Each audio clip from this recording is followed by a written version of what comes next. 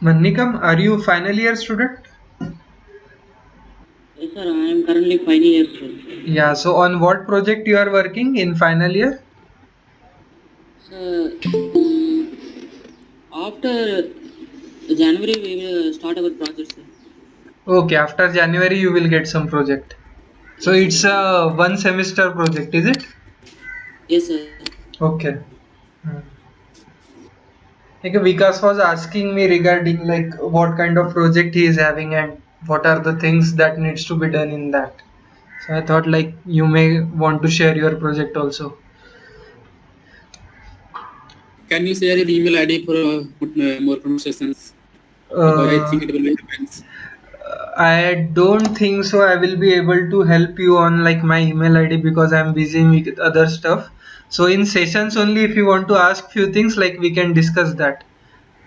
Okay, sir. Like few things, what happens is like I just like go through a mail. Like I just skip few mails because I'm busy with my PhD work. I'm in final year, right? That's why. So Oh, it's better you can ask me in live sessions only so that I can help you in that time only. It will be better. sure, sir. Yeah.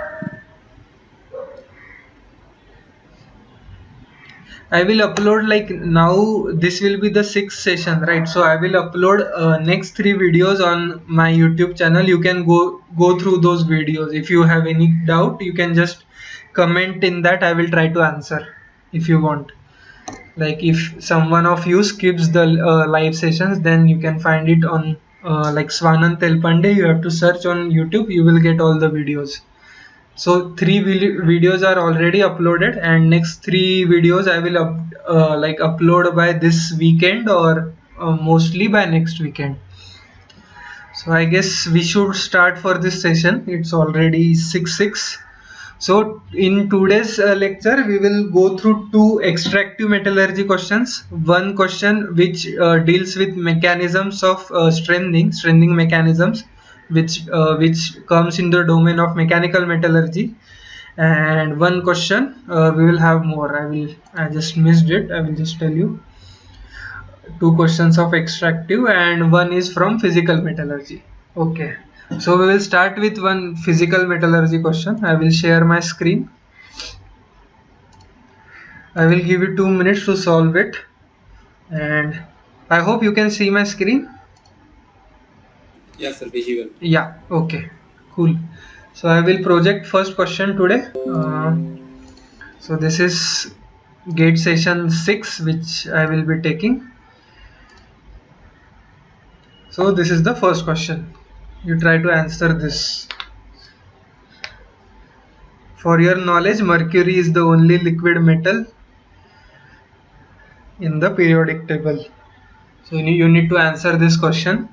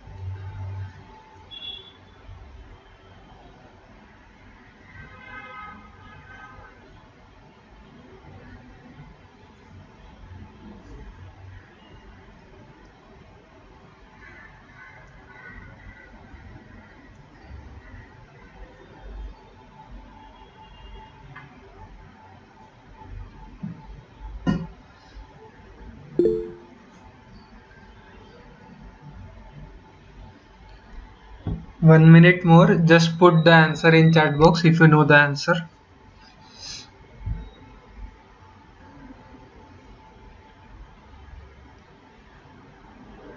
This is a 1 mark question. So if you know the answer, it's like in 3-4 seconds only. You can just write the answer.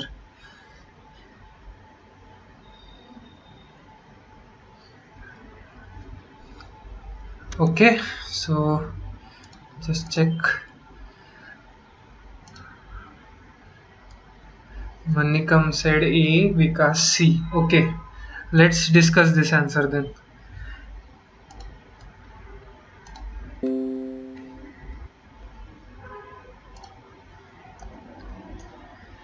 This is question number 11, GATE Metallurgical Engineering 2014 question paper.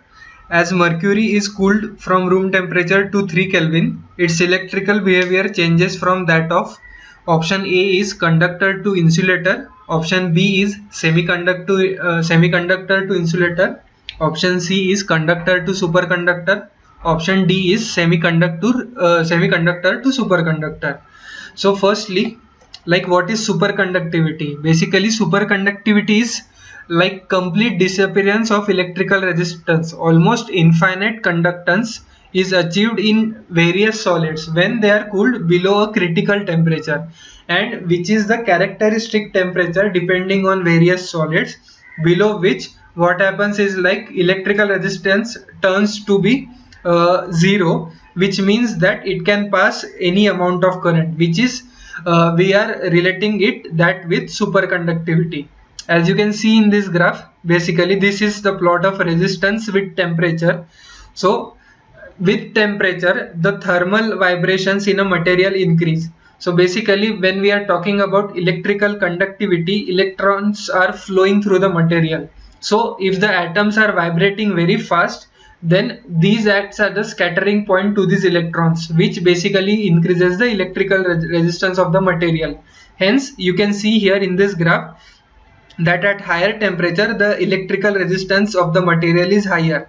So as you go on increasing or decreasing the temperature, what happens is like the thermal vibrations decrease, which in turn decreases the electrical resistance, which is basically the scattering points for the moving electrons. So what happens is like if the material is not super conductive, then it will just follow this path. But in some materials it is observed that if you reach a certain critical temperature which is well below the room temperature, what happens is like it suddenly drops to zero resistance. Hence these materials which exhibits these phenomena are basically known as superconductors. Now coming to the question, like mercury, we know that it is a good conductor of electricity at room temperature, which is the only liquid metal. And the Dutch physicist Hugo Oens discovered superconductivity in 1911, and the material was mercury only. What he observed was at below 4.2 Kelvin, the material lost all of its electrical resistance and it tried to behave as a superconductor. So this like discovery of superconductivity was done on mercury only. So here the option is option C, from conductor to superconductor at 3 Kelvin. I hope this question is clear. Yes, sir. Sir, can we say that if we decrease the temperature below the critical, then the metals behave from conductor to superconductor in all cases? I didn't get your question. Like again, can you repeat? Sir, I am saying that can we say generally all the metals when cool below its critical temperature, then it converted to the superconductor? It depends. Like it does not like it is not a rule that every material will show superconductivity. I guess some lattice arrangement is also needs to take place. Like some class of materials will show superconductivity. If you like go in detail of superconductivity, what happens is like most metal which exhibits superconductors are called as class 1. Class 2 superconductors are basically alloys and mixture, like alloys. So if alloying is basically adding some substitutional or interstitial atom in a material, so it adds more towards the electrical resistivity.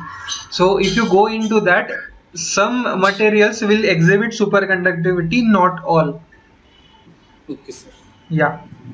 So you need to know class 1, class 2 also. So if you go by the notes of this lecture which I have given in the reference, you will find class 1 materials, class 2 materials which show superconductivity.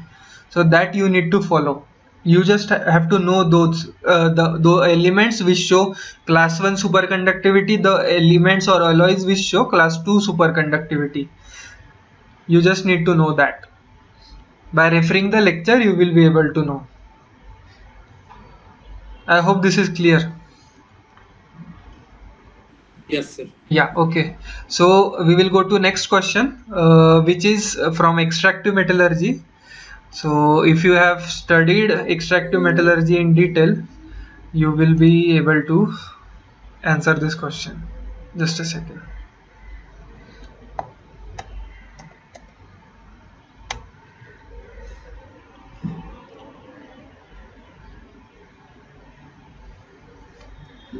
This question is related to the deoxidation and decarburization of liquid steel. I want to have a steel of which contains less carbon, less oxygen. So what is the process which I am doing and what is the science behind that process? You need to answer that. So one statement is assertion and another is reason.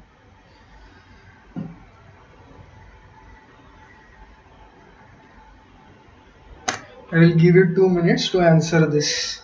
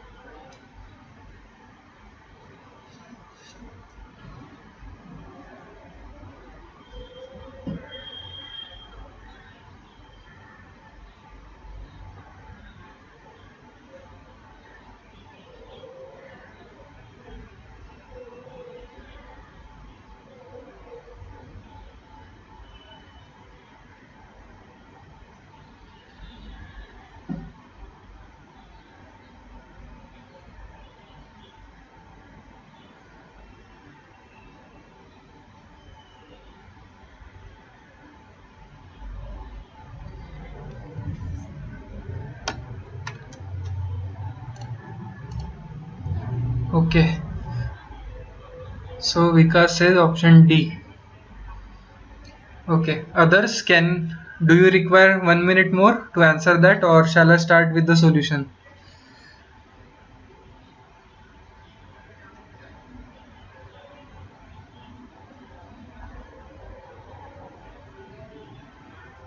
Okay.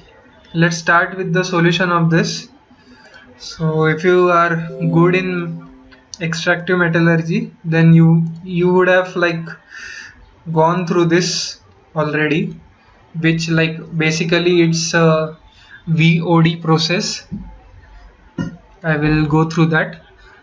So this is question number 39, GATE Metallurgical Engineering 2014, question number 39. Determine the correctness or otherwise of the following assertion and reason. Assertion is deoxidation and decarburization of liquid steel are done by vacuum treatment process. Reason is decreased partial pressure of carbon monoxide promotes deoxidation and decarburization. So the option A is whether the assertion is false but the reason is true. Option B is assertion is true but reason is false. Option C is assertion is true and R is also true but R is not a reason for A. And option D is A is true but R is also true and R is the reason for A. So basically, if you have studied Lee Chatellier's principle, if a system at equilibrium is subjected to change of pressure, temperature or the number of moles of the component, there will be a tendency for a net reaction in the direction that reduces the effect. So what does this mean is like, so if you look at the reaction, look at the reaction, let's say we are doing decarburization, then the carbon in liquid metal, if it reacts with oxygen which we are passing by argon purging or oxygen purging, then what happens is like 2CO is produced. Okay, so here there are 2 moles of gas and here is 1 mole of gas. So 2 mole of carbon reacts with 1 mole of oxygen to give 2 moles of carbon monoxide. So let's say if we insert more pressure, let's go to the reverse way. So if high pressure is there, so what is happening is like 1 mole of gas is giving 2 moles of gases. So if we increase pressure, then the reaction will move from this to this, which will in turn increase the carbon content in the material. So let's say if we go another side, decrease the pressure, which is basically what means vacuum creation.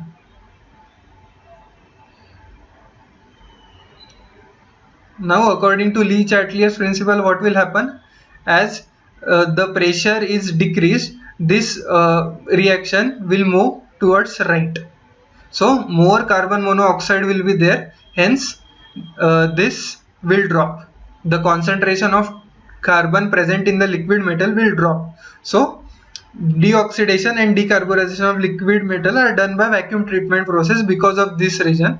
And basically the reason which they are stating is like decreased partial pressure of carbon monoxides promote deoxidation as well as decarburization, so which is true. So the correct answer is option D, where A is true and R is also true, and R is the reason for A. Basically we have to generate more carbon monoxide so that the carbon should be out of the metal.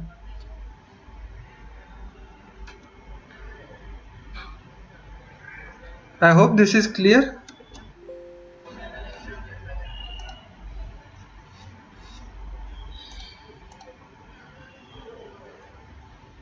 Is this clear? Lee Chatelier's principle. Okay, so basically you need to learn in extractive metallurgy. Basic point is you need to know what reactions will be there in what cells. If you consider deoxidation, then some deoxidizers are added just like aluminium, so alumina will precipitate out in slag. So in these conditions you need to know what is the exact thing. So main thing in extractive metallurgy is you should know all the reactions, you should know this principle, Lee Chatelier's principle, and you should be able to apply it correctly to the question to answer that whether vacuum will assist things or whether high pressure will assist the reaction. And the reaction like effect of pressure, effect of temperature and effect of moles, how all these three variables will play a role whether the reaction is moving forward or whether the reaction is moving backward. That you need to know in extractive metallurgy mostly, and these types of questions will be like repeatedly asked. Okay, so we will move to next question. Then I will project it and I will give you 2 minutes. So this next question is a time consuming question, so you need to know 4 different phenomena and then you try to answer this question. These are the different strengthening mechanisms in a material, so you need to like match the pair, or let's say 4 different strengthening mechanisms are there. You need to choose what which of the following mechanisms is related to the group 2. I will give you 2 minutes.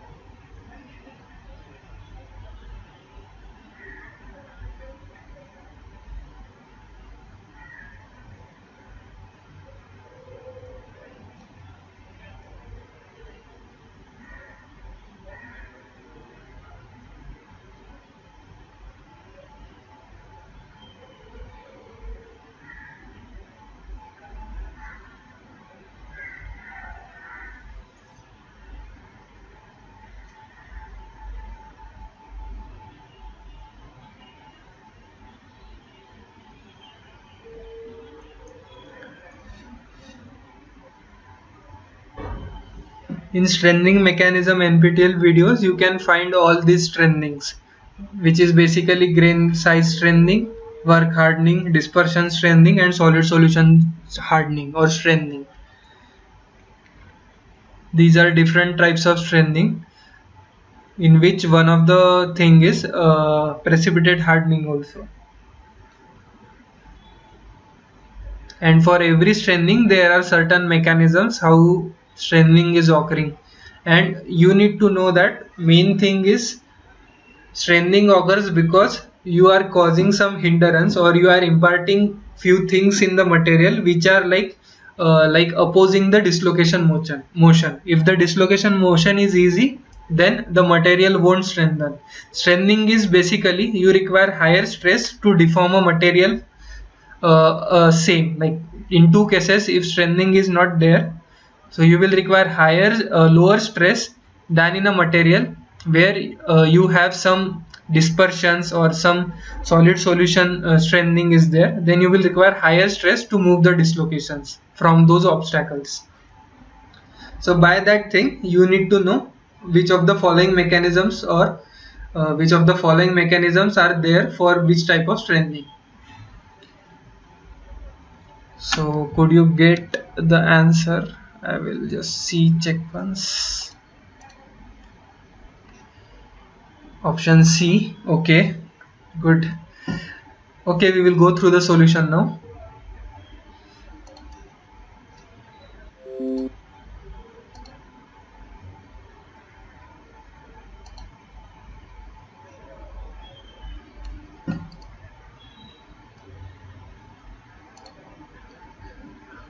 This is question number 42, GATE Metallurgical Engineering 2014 question paper. Match the following strengthening methods. Group 1 in metallic alloys with typical mechanisms responsible. Group 2 from them. So group 1 consists of grain size strengthening, work hardening, dispersion strengthening, and solid solution hardening. And the mechanisms are Orowan looping, Suzuki interaction, Lohmer-Cottrell barrier, dislocation pileup at grain boundaries. So firstly, what is basically grain size strengthening? Grain size strengthening is often also termed as Hall page strengthening.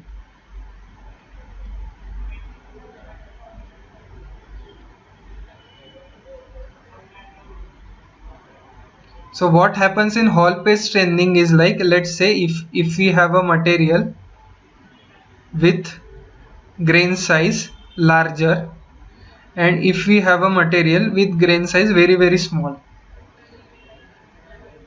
So this is a material with grain size small. So when dislocations are coming, they are like stopped by this grain boundary because the orientation of this grain is not same as this grain. So what Hall page tells us that when these dislocations are coming to this grain boundary, we require additional stress for this dislocation to start slip in this grain. So basically if I like try to zoom it, this is, consider this as a one grain. So the orientation of this grain is like this, whereas the orientation of this grain is like this, and this is the slip planes. So if this dislocation is encountering this grain boundary, so we will require additional stress so that this dislocation moves on this slip plane in the neighboring grain. So we will require additional stress. So what happens is like, as more and more dislocations pile up, we will require additional step to occur slip in the neighboring grain. So which is basically Hall page strengthening or the grain size strengthening. So the correct answer for P is option 4, dislocation pile up at grain boundaries. And you also need to know the stress rise because of this is given by this equation,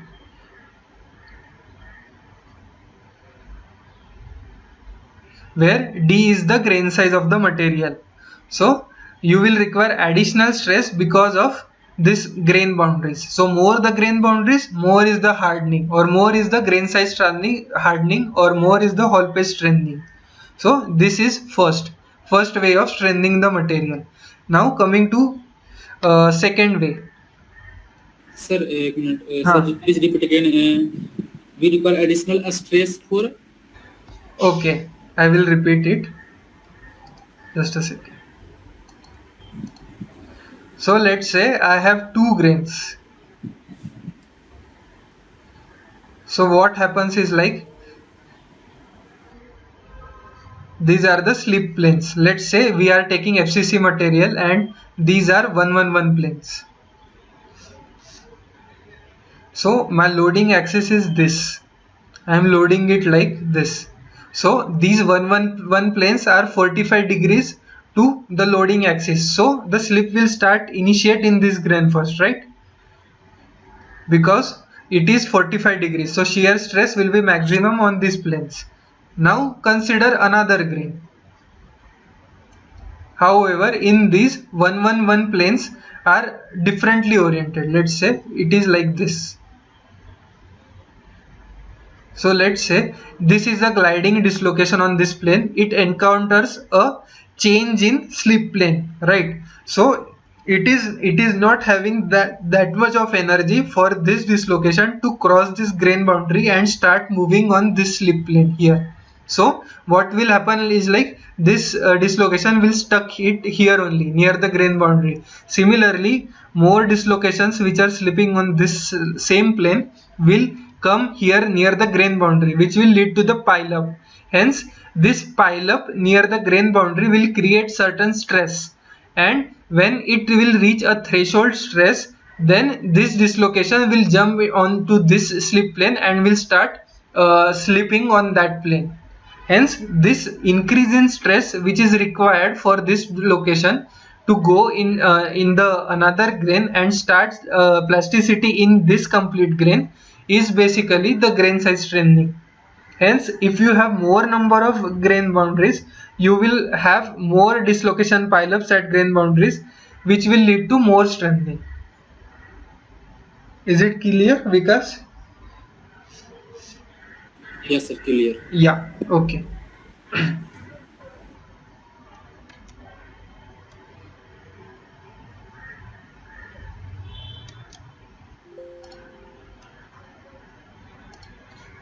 Now coming to work hardening. Basically in work hardening what happens is like, let's consider a case of FCC material. In FCC material, as you may know that Shockley partials are there. So when two Shockley partials combine, they form a separate dislocation where the Burgers vector is out of the plane. Basically this plane is 100 plane.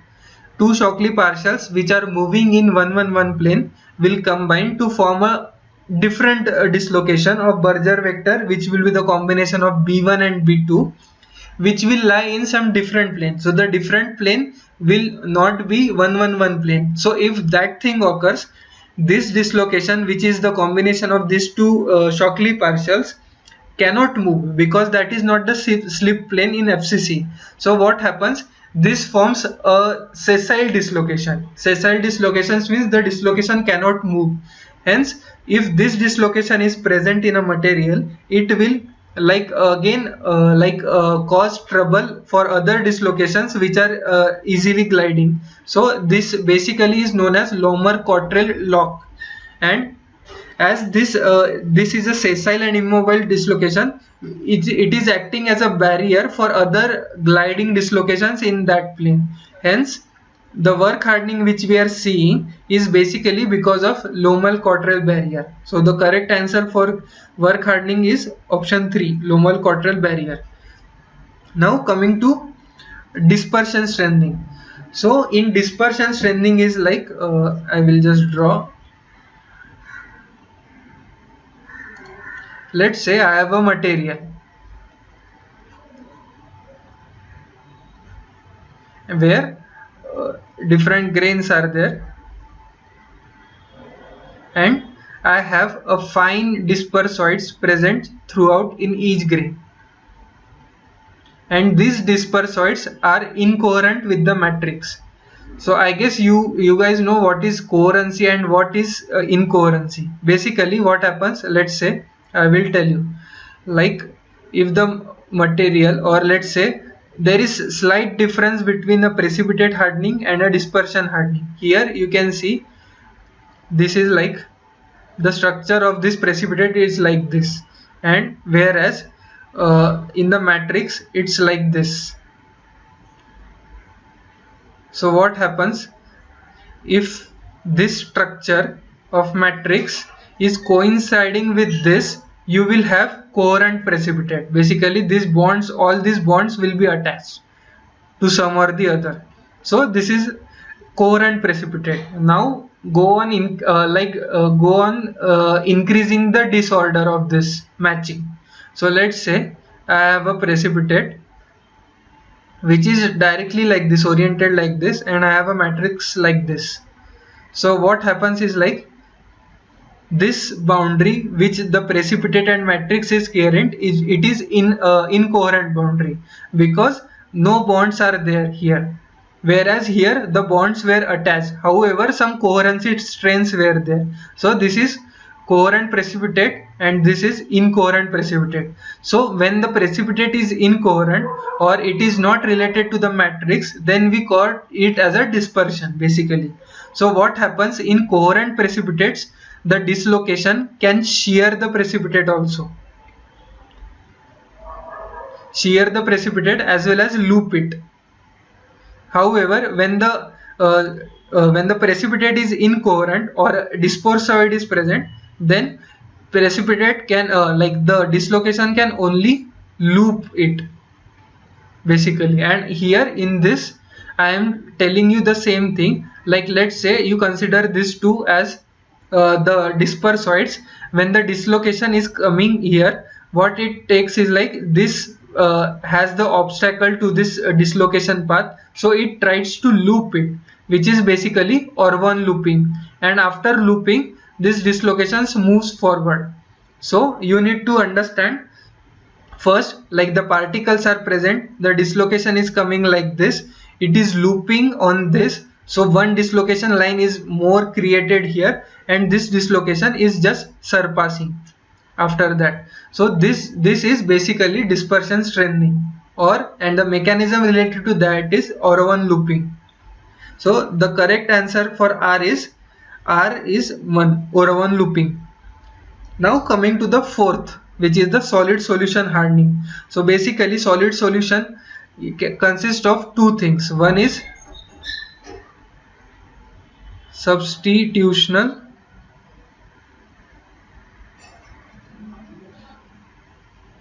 and another one is interstitial. So let's say I have a matrix here, one foreign atom is sitting. If it is sitting at a lattice point, then we term this as substitutional solid solution. Otherwise, if let's say if the atom is sitting at a non-lattice site, then we term it as an interstitial solid solution. So what happens with that is like if these solute atoms, like let's say two Shockley partials are there, again I will come to the same example that two Shockley partials are there. So this partial create a stacking fault between them.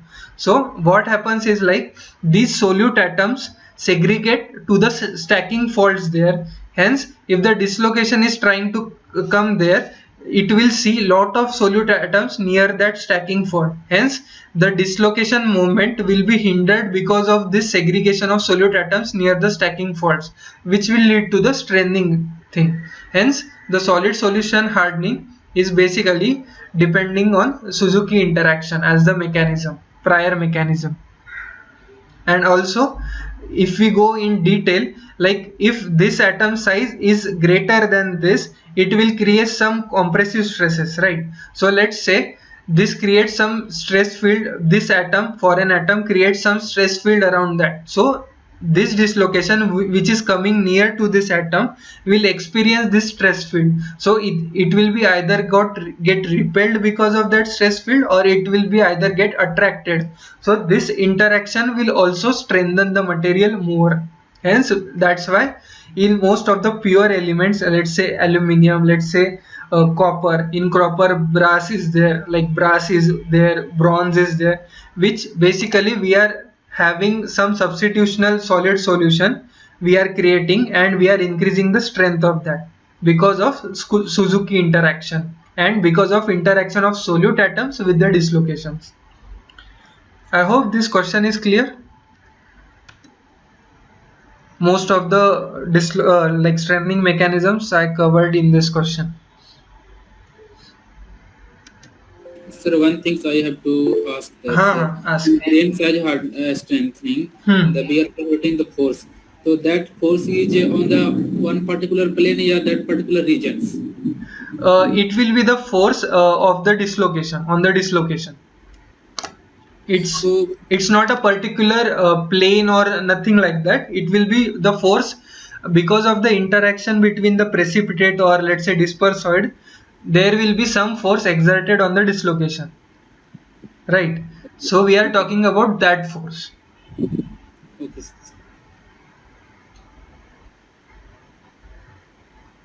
Any other doubt?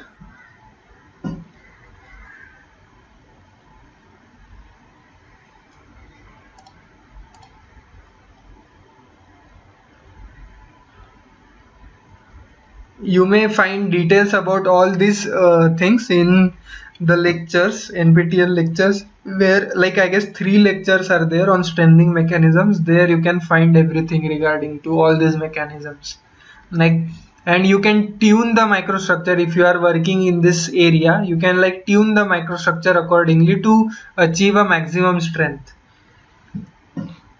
Yes, sir. Yeah.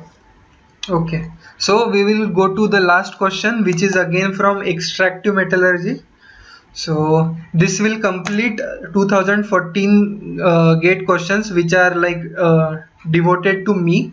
Then I will start with 2012 question paper, where I will be focusing on mechanical metallurgy first, manufacturing processes, and few here and there physical metallurgy or extractive, if those questions are allotted to me. Okay, so I will be coming on last question now.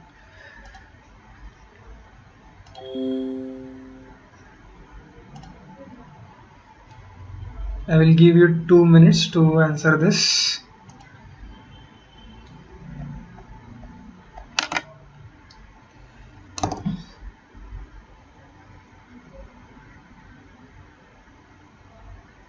Here also, the reactions are important, as I already told you in the previous question. In extractive metallurgy, you should know all the reactions.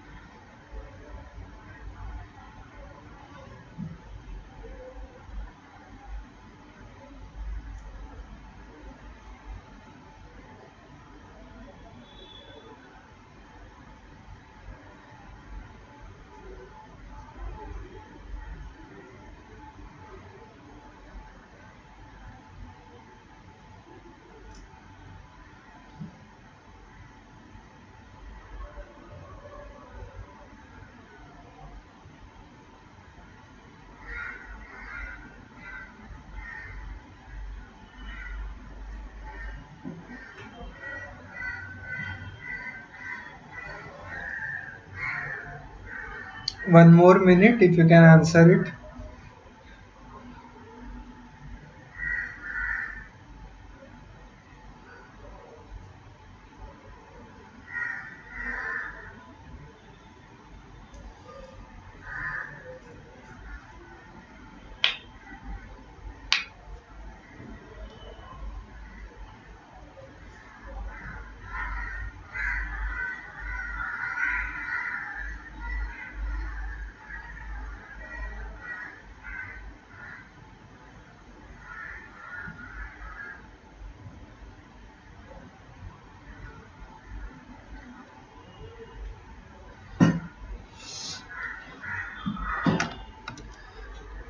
Okay.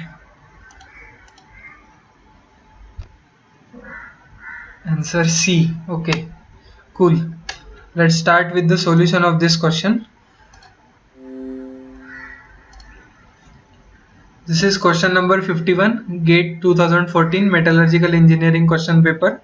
The important factors for producing low silicon pig iron in blast furnace are: option A is higher temperature and higher basicity, option B is lower temperature and lower basicity, option C is lower temperature and higher basicity, option D is higher temperature and lower basicity. So if you look at these reactions where the silica reacts with carbon, which is basically carbon from the coke, gives rise to silicon in pig iron. So if this reaction is taking place, we are getting higher silicon in pig iron, and for every reaction there is some delta G, like the free energy change is associated with every reaction. So let's assume that for this delta G is A minus BT, where T is the temperature. So let's say if we increase the temperature to a very high value, then the delta G will be negative, as you can see from the equation. So if delta G is negative, this reaction will be more and more favorable. So you will end up getting more silicon in your pig iron. So to retard this reaction, we require less temperature or lower temperature. And if you consider second reaction, where silica reacts with lime, as you know, it's a very highly basic. So if these two reacts, it will give rise to Ca2SiO4. So rather than this silicon going inside the pig iron, it will form a certain compound which is basically Ca2SiO4, and it will join the slag. Hence you will have less silicon in your pig iron. Hence the correct option is option C. Correct option is option C, where the lower temperature is there to retard silicon in pig iron and higher basicity is required to form this compound which will join slag, and less silicon will be there in the pig iron. So the correct answer is option C.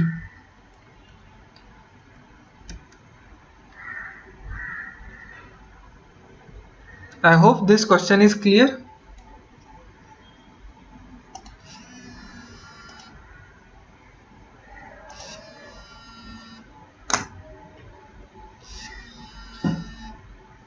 Is it clear? Yes, sir. Yeah.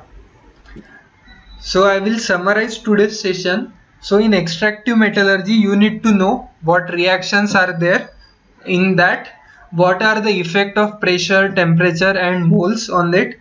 And one more thing in extractive metallurgy is that few things like if you are in like studying non-ferrous extractive metallurgy, you should know what ore is for what element.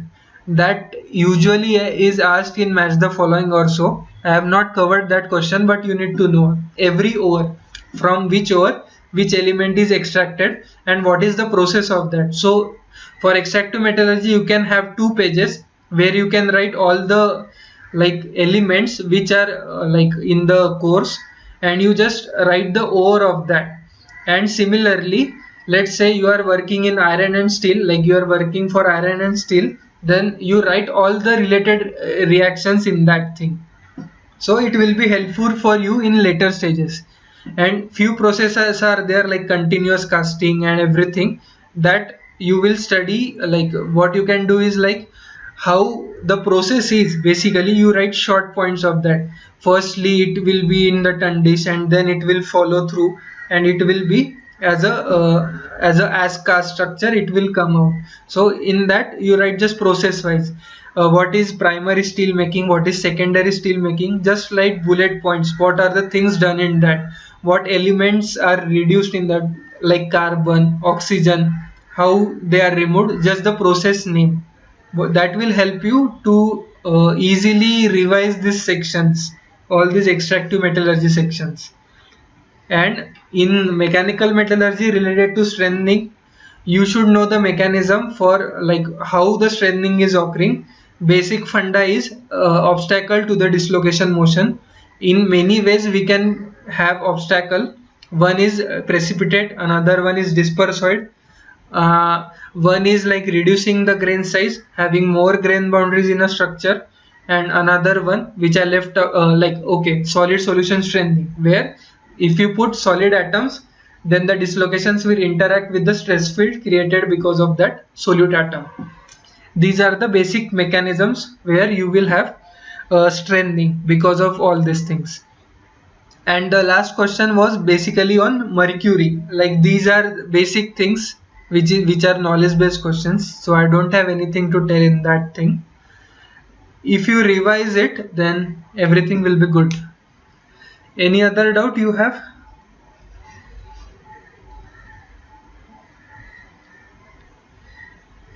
No, sir. So in next session we will start with 2012 gate paper. There we will see 4 different questions. Okay, if you don't have any doubts, let's stop this session for today. We will meet next Wednesday 6 to 7. Okay, bye guys. Yeah.